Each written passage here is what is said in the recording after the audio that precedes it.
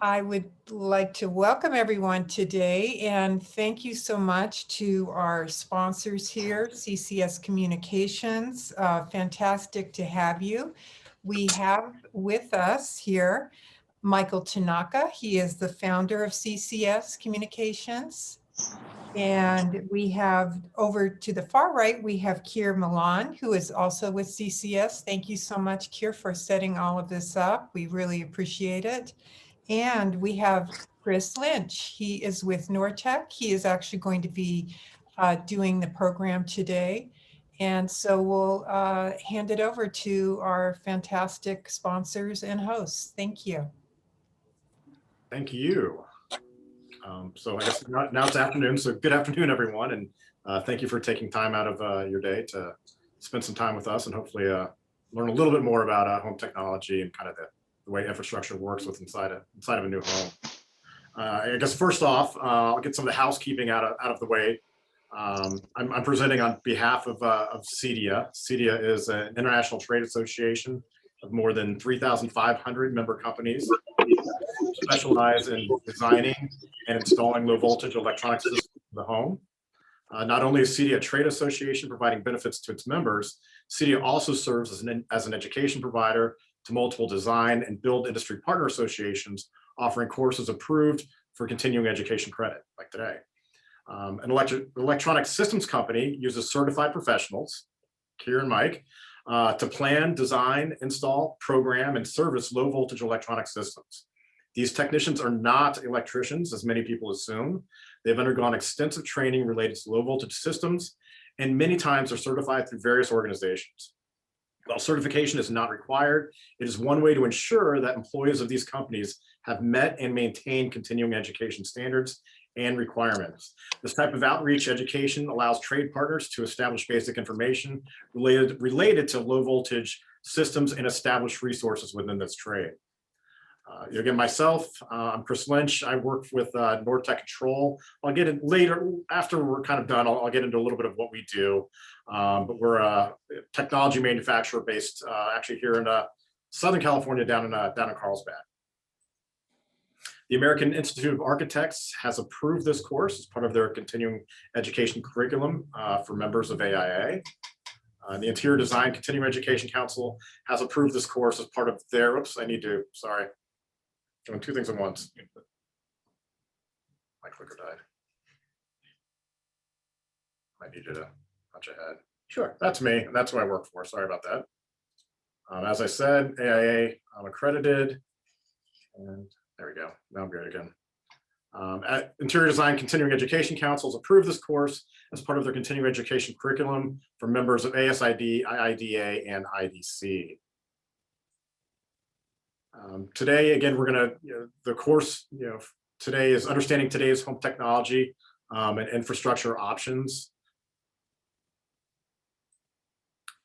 Hopefully what we'll get out of this today is identify various residential systems and their unique qualities, define benefits of technology related to energy efficiency and savings, comfort, convenience, and safety, analyze various technologies and their considerations related to wired systems versus wireless systems, recognize essential timeline for engaging an electronic systems professional in the design and build process.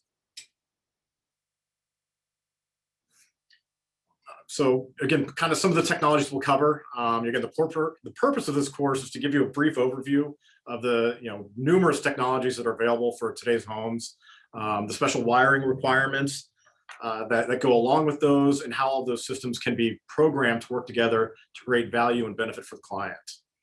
There are a number of electronic technologies available for residential applications. The goal is to help you become exposed to the new technologies, explain the complexities of installation and programming, and help you solve the critical questions. How do I, as the architect, interior designer, or builder, intelligently access the field and make sure the most appropriate electronic systems professional is involved to add value to the project? So some, again, technologies that we'll cover are listed here and also here as well. So what is systems integration? Basically, it's the control of electronic systems. It can be achieved using any of these items shown here. So smartphones, tablets, computers, remote controls. Each of the categories mentioned on the previous pages, those technologies on the previous 2 slides, can also be controlled from their own proprietary app. They have their own dedicated controls. But to us, that's not systems integration. Having 4 different apps for 4 different systems is not convenient or simple for anyone. So there is an opportunity to control all these items from a single device, thereby providing a more efficient and elegant lifestyle for the customer. Having a single point of control for multiple devices delivers on the promise of the smart home: simplicity and convenience. The control interface can be on multiple devices or just one, but each of them can address control of all associated technology devices, providing coordinated scenes such as lighting.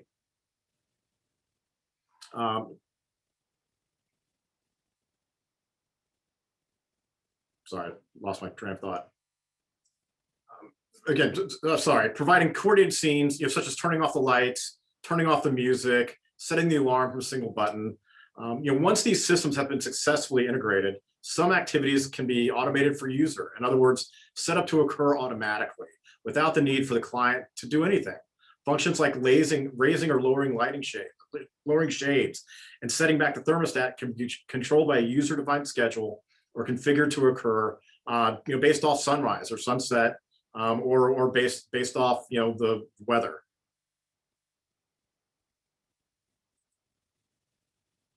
So starting out, this is a big one, common to many homes, is distributed audio. So whether this is a single zone system or a multi-zone system, every distributed audio system uses these basic ingredients, these 7 ingredients. The difference between single zone and multi-zone is that a single zone system plays one source of music through the home, while multi-zone system can play multiple sources simultaneously throughout that home. So again, what are these ingredients of a distributed audio system? Well, first you need a source. So we call it the audio source. This is the mobile device, the streaming app, so whether it's Pandora, Spotify, Amazon Music, Apple Music, your CD player, MP3 files off the computer, a media server, internet radio, an AM/FM tuner, or even cable music. All of those can be used as audio sources. Next would be the preamp or amplifier amplifier. The preamp is the component that all of the sources plug into, and that can provide audio to one zone or many zones. The amplifier provides the power to drive the speakers, and could be 2 channels or many channels, the channels being each individual speaker. In some cases, the preamp and amplifier are built into the same box, which makes it more convenient for spacing and everything else considered. The next part, again, it's 2021, we have to think of the network. So is it wired or wireless?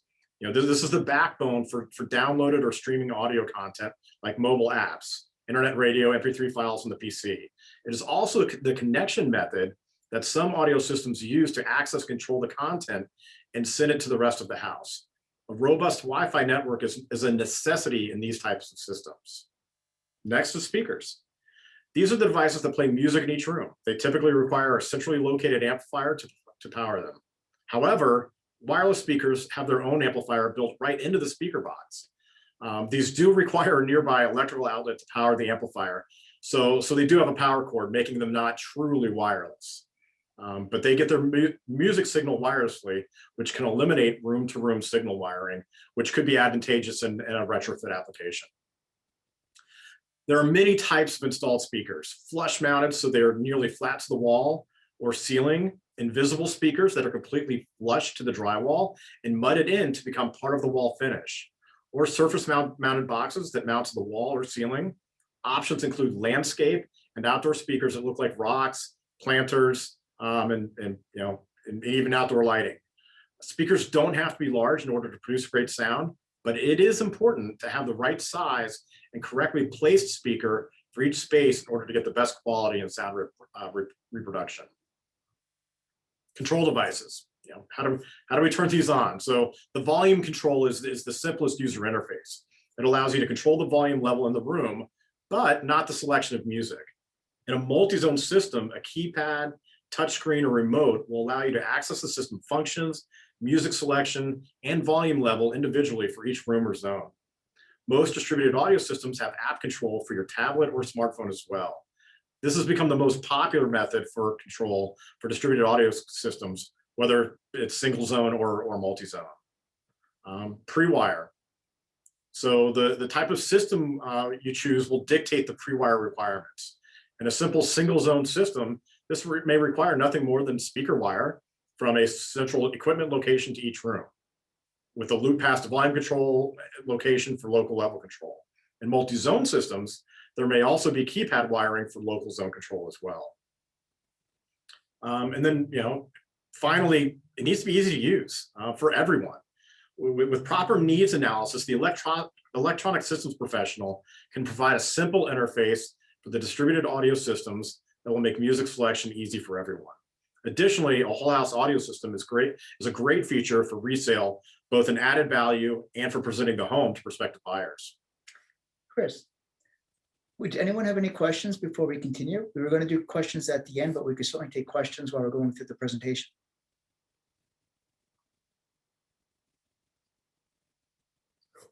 All right.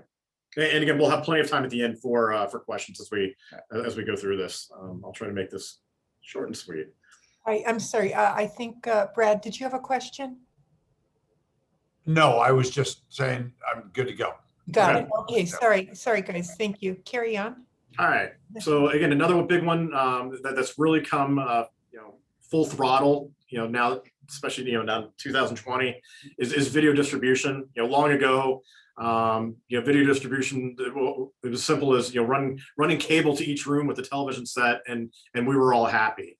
Now, considerations include satellite, cable boxes, DVDs, pay-per-views, streaming video content, cameras and security, and computer content.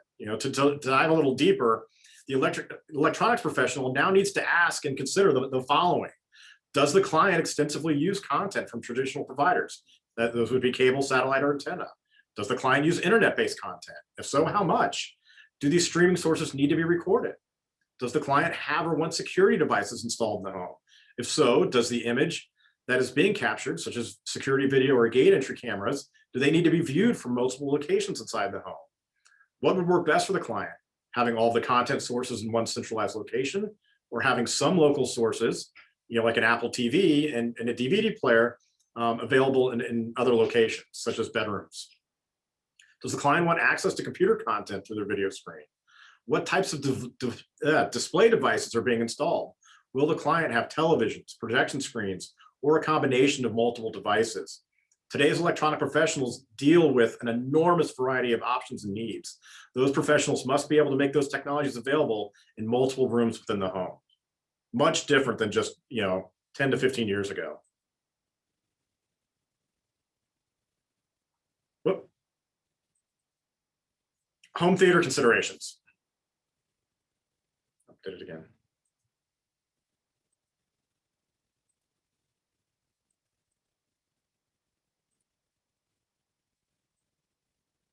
Again, big one for, obviously for our luxury homes, especially here in Southern California. What are the considerations involved when wanting to build out a dedicated home theater in somebody's home? So things we need to do. Performing complete sound isolation of a room is costly and space consuming. However, there are many different ways to dramatically improve sonic performance and reduce sound entering and leaving dedicated media spaces that will provide the client with a better theater experience. Taking acoustic control of the room is important. For sound isolation in the building process, we have three tools: mass, absorption, and mechanical isolation. These techniques are used to prevent sound from transferring from one area to another. Acoustical treatment is a different issue and refers to the utilization of different types of materials and their placement in the room to optimize the sound quality within the theater. Next, seating. Should you use sofas or theater seats? Are there multiple rows of seating?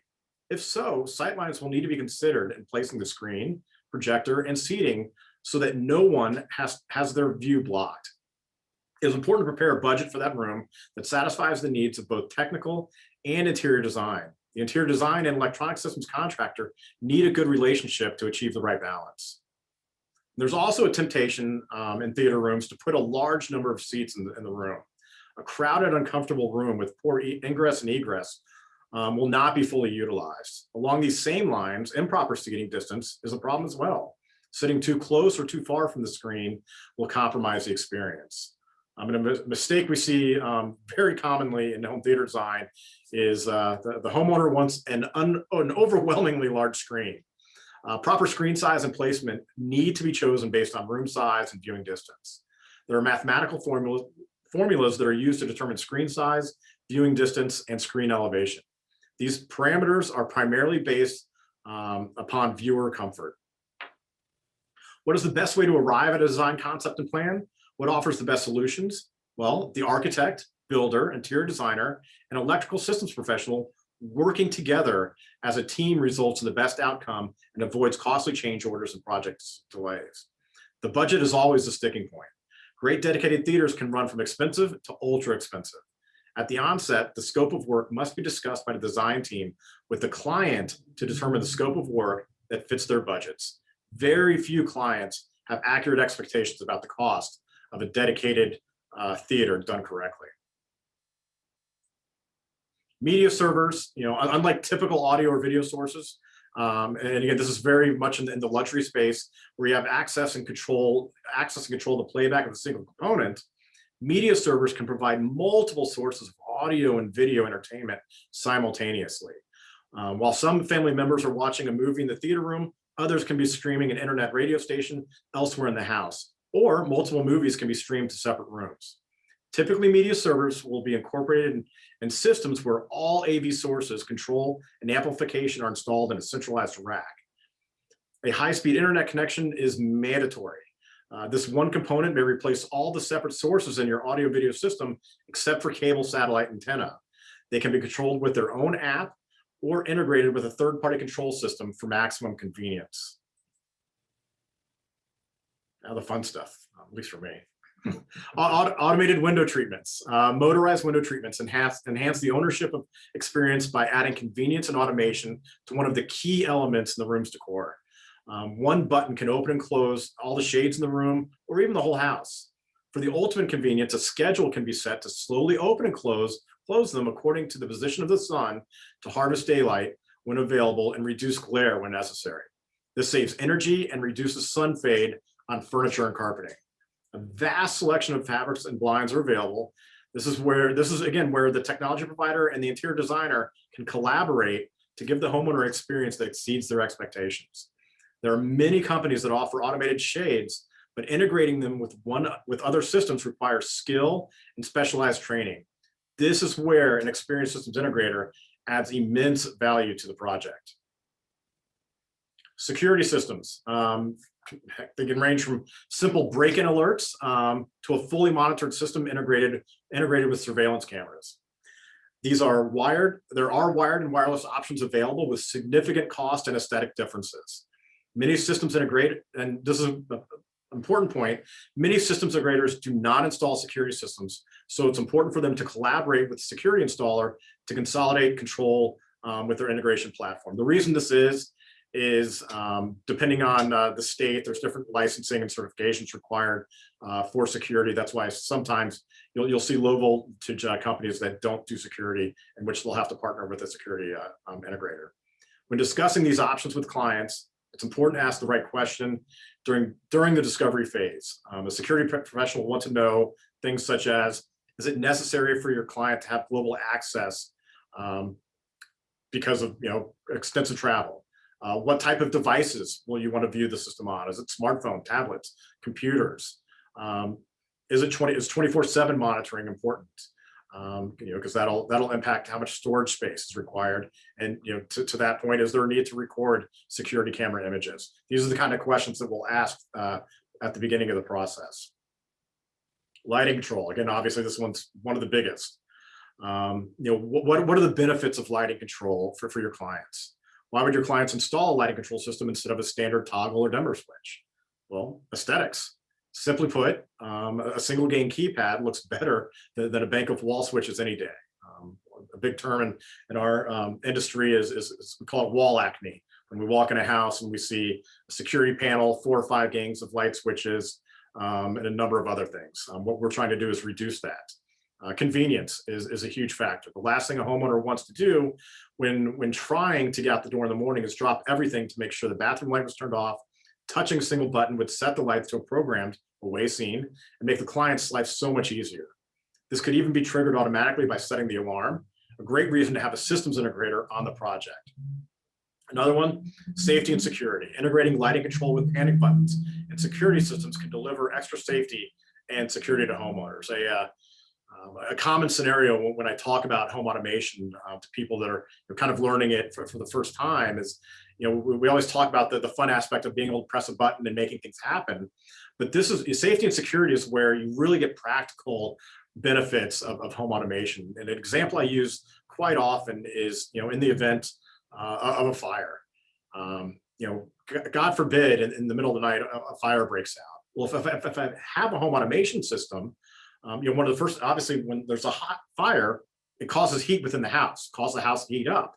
Well, your AC system will detect that heat and say, you know what, I need to turn the HVAC system on, so I lower the heat. Well, that's the last thing you want to have happen in a fire, because that can spread the fire, up through the vents and quickly spread that.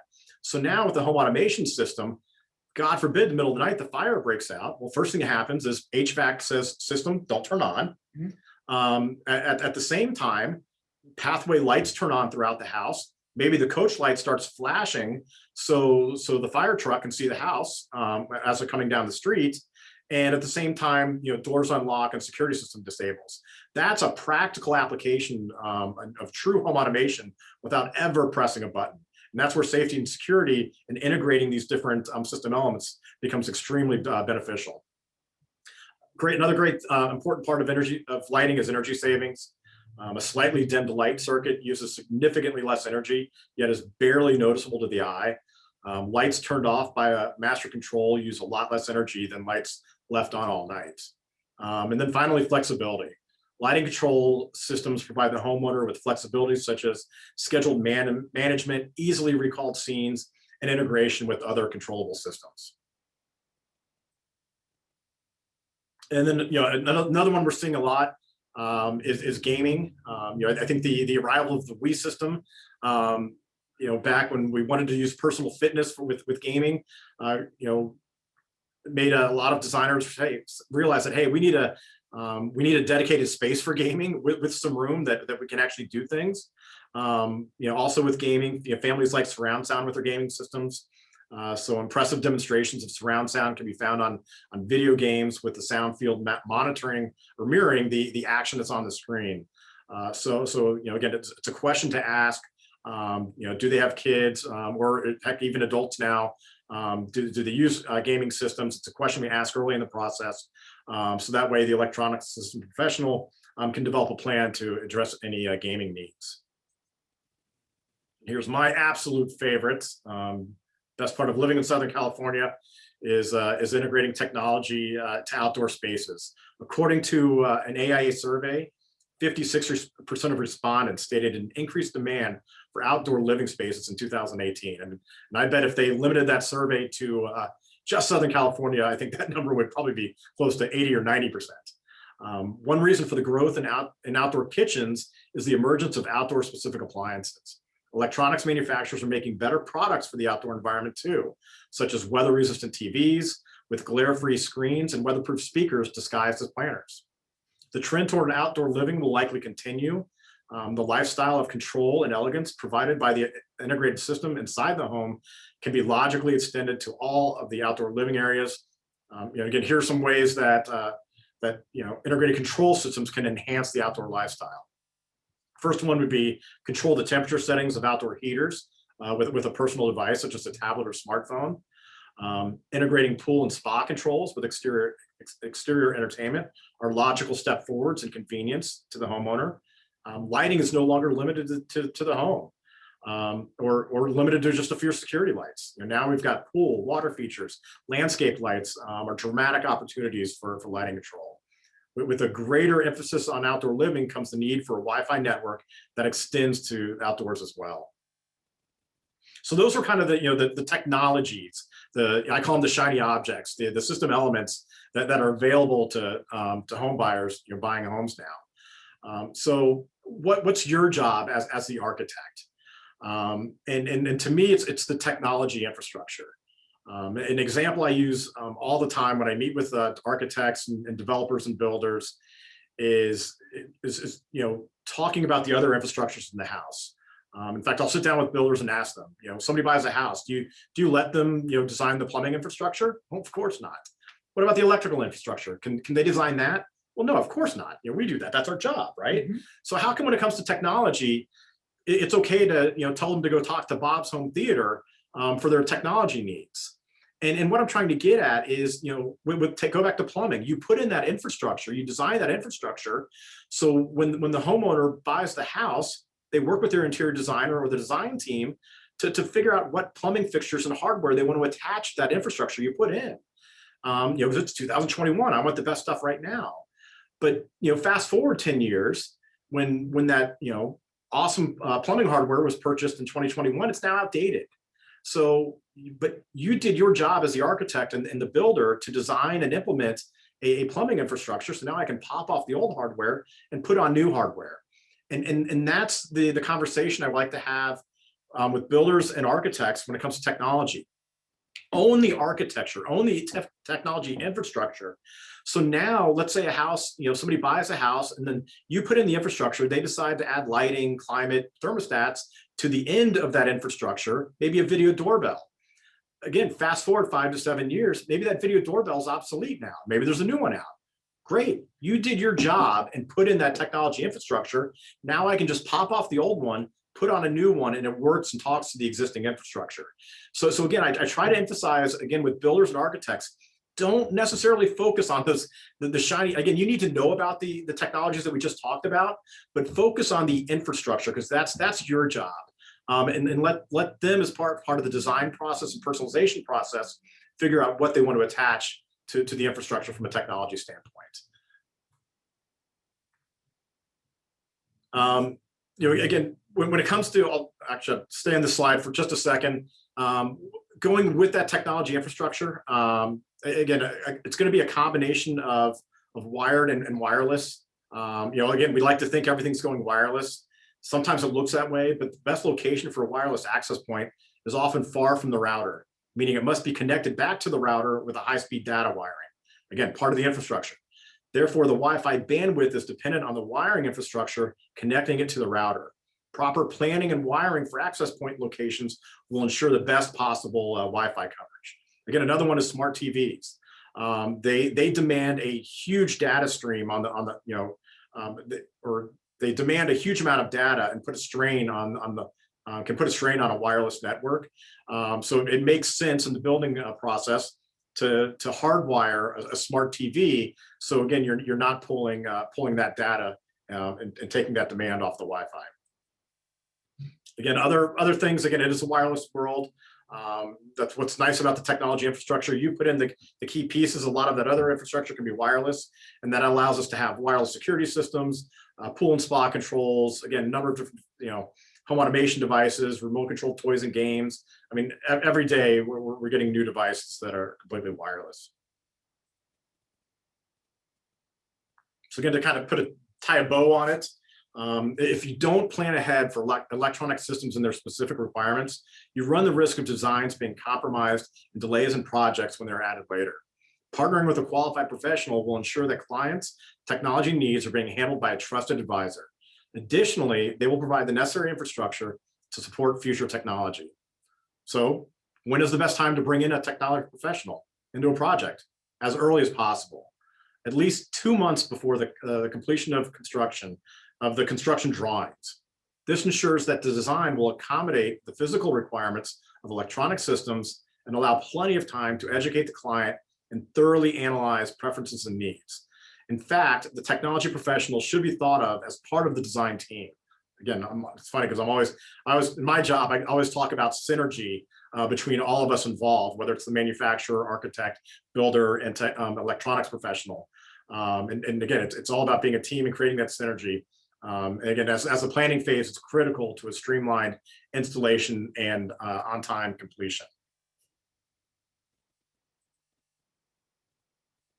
So, again, what we've covered over the past, gosh, I went a little bit long, further than I wanted to, but anyway, what we've covered again, identified various residential systems and their unique qualities, define benefits of technology related to energy efficiency, comfort, convenience, and safety, analyze various technologies and their considerations related to wired systems versus wireless, and discussed essential timeline for engaging electronics systems professional in the design and build process. And real quickly, before we get into the questions and answers, I'll blow through this since I went over what time I wanted to.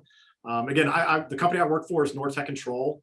I always like to say we're one of the biggest companies you've never heard of.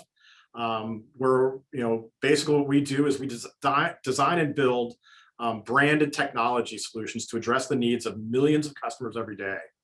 We have nearly 45 million residential, commercial, and personal systems deployed, plus more than 25 million connected wireless devices. Our customers trust us countless times each day to protect what matters most and make their lives easier. What we're trying to do at Nortech Control is we're transforming the smart home, smart building, security, entertainment, and personal health and wellness markets with our trusted brands and solutions. So again, most people haven't heard of Nortech Control because it's not a brand. What we do is we take our technologies and brand them. So a big one is Linear. One of our brands is Linear. It's been around since 1961. But we do with Linear is perimeter access, access control for buildings. So your key fob entry and those kind of things. It does that, and then we also make your traditional garage door operators for residential and commercial systems.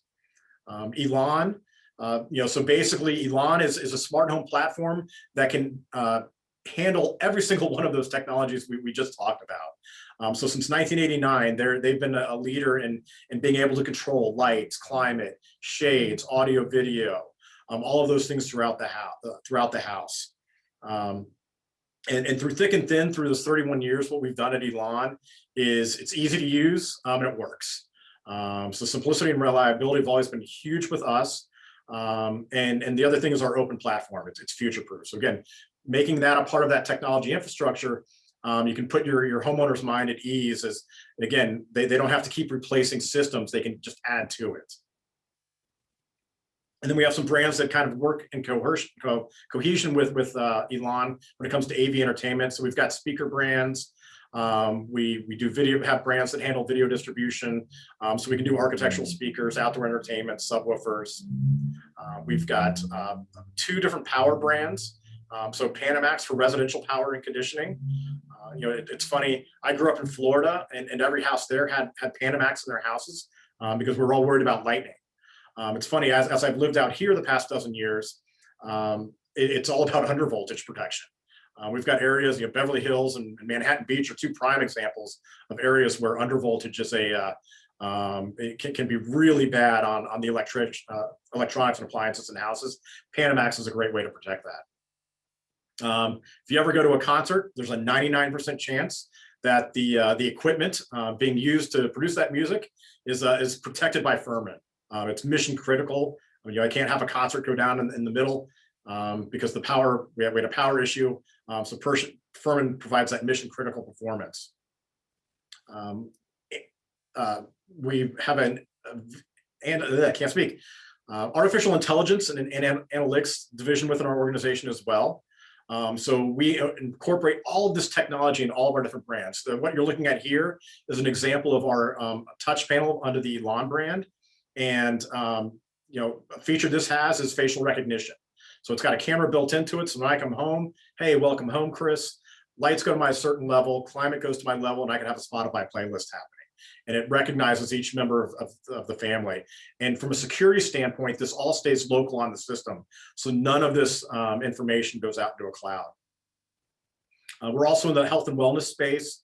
Again, especially with the pandemic going on, not wanting to send our parents to assisted living facilities. This helps us with aging in place and being able to keep track and make sure our family members stay safe in their homes. And then we also provide, again, some wireless solutions as well. So we make wireless thermostats, lighting controls, outlets, those kind of things. And then finally, we have our 2GIG brand. So this is our security and home control brand. So where Elan is at full service home automation, This is more for cost-effective security and home control. We've got over 5 million panels installed. We do about 350,000 a year.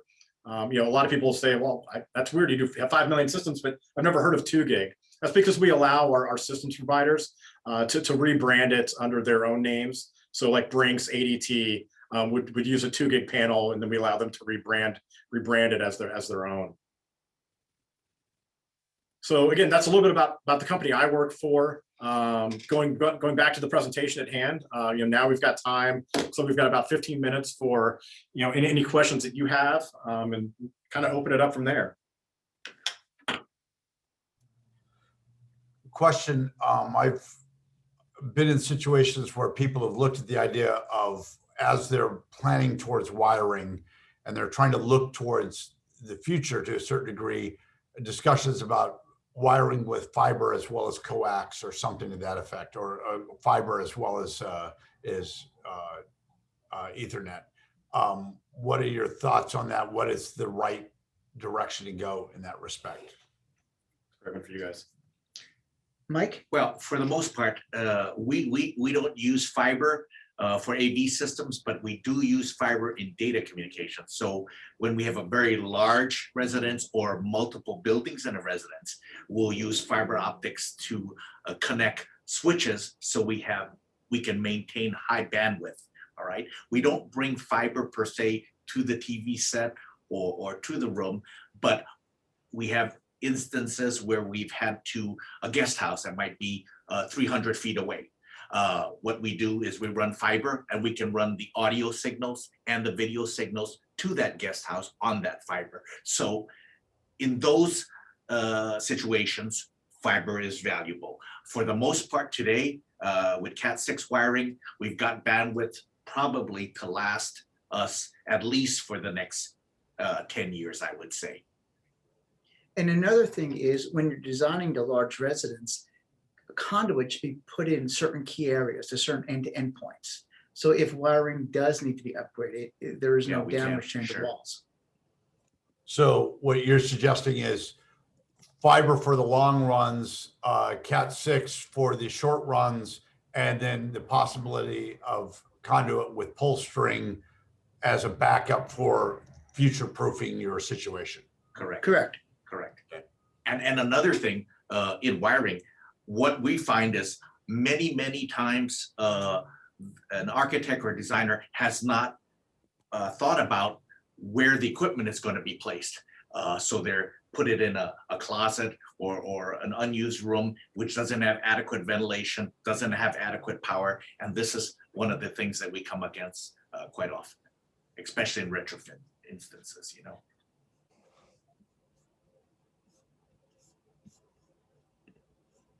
Anything else?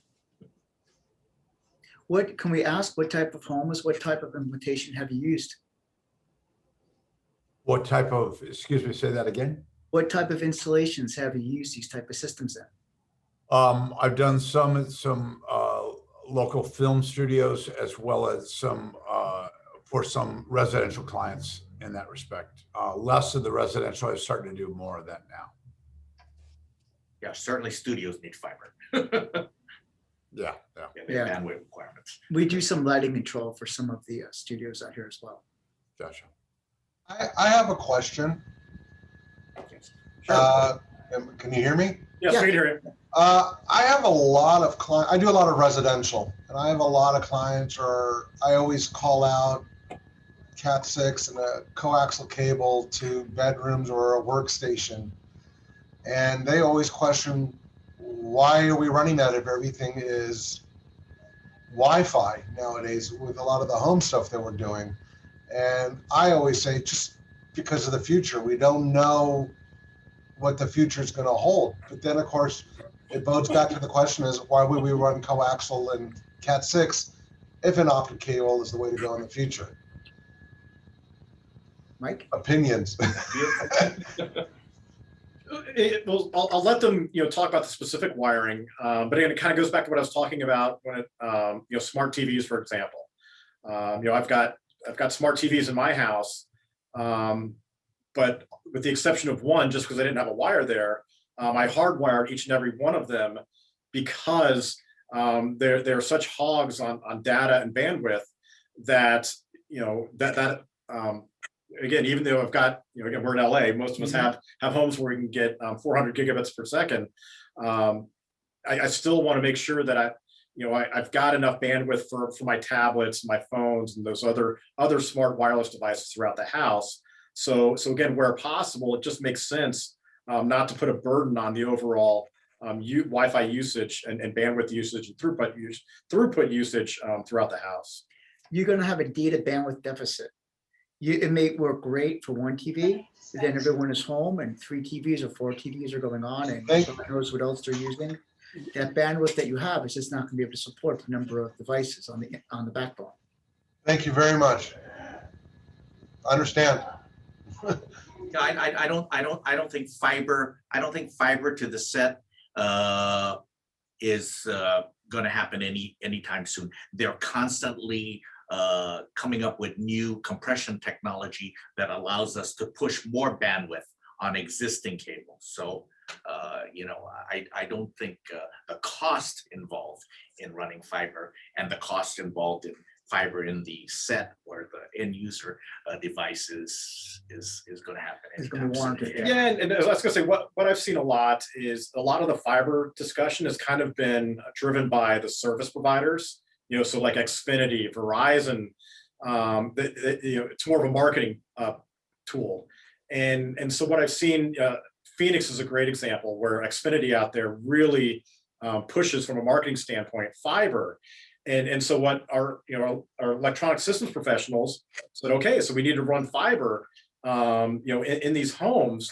And then what they saw is when the house goes live, service provider comes out, they're required to use their own proprietary fiber and connections, and they don't use what's being used in the house. So I think industry-wise, there's still, I wouldn't call it confusion. We're still trying to get the lay of the land when it comes to who should own the fiber technology within the house. Because again, it doesn't do us any good to charge a homeowner thousands of dollars to run fiber and then have the service provider not use it.